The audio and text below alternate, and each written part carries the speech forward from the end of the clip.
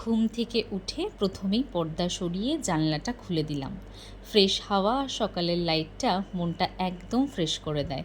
তারপর আমার অ্যাকোরিয়ামের মাছটাকে খাবার দিলাম। ওর এই কোয়াইটলি খাওয়া দেখতে আমার খুব ভালো লাগে। অনেস্টলি এটা খুব কামিং একটা ফিলিং। তারপর সোফাতে বসে জল খেয়ে নিলাম আর কিছুক্ষণ মেডিটেশনও করলাম। সকালের এই পিসফুল মোমেন্টসগুলো পুরো দিনের মুডটা সেট করে দেয়। তারপর আমার ঘরের গাছগুলোতে জল দিলাম। আর জানো, কলার খোসা জলে ভিজিয়ে রেখেছিলাম। প্রায় 1 সপ্তাহ ধরে এই কলার খোসাগুলো আমি জমিয়েছি।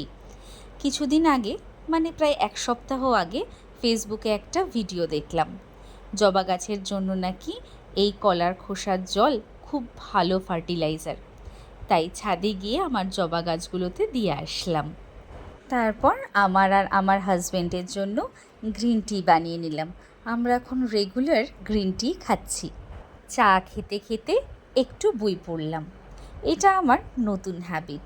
প্রতিদিন অ্যাটলিস্ট 5টা পেজ পড়ব। আর এখন বেরোচ্ছি অফিসের জন্য। আজ রুটিনটা একটু ডিফারেন্ট, কারণ অফিসে তাড়াতাড়ি আসতে হলো। বিরাটিতে সিসিটিভি ক্যামেরার ইনস্টলেশন আছে, তাই টেকনিশিয়ানরা আগেই বেরোবে। অফিসের কাজ সেরে বাড়ি ফেরার পথে একটু বাজার করে নিলাম। ফাইনালি সিজনের প্রথম লিচু কিনে নিয়ে আসলাম। আমি সিজনের কোনো নতুন ফল আগে ঠাকুরকে দিই, তারপর আমরা খাই। তাই প্রথমে ঠাকুরকে দিয়ে তারপর সবাই মিলে খাবো।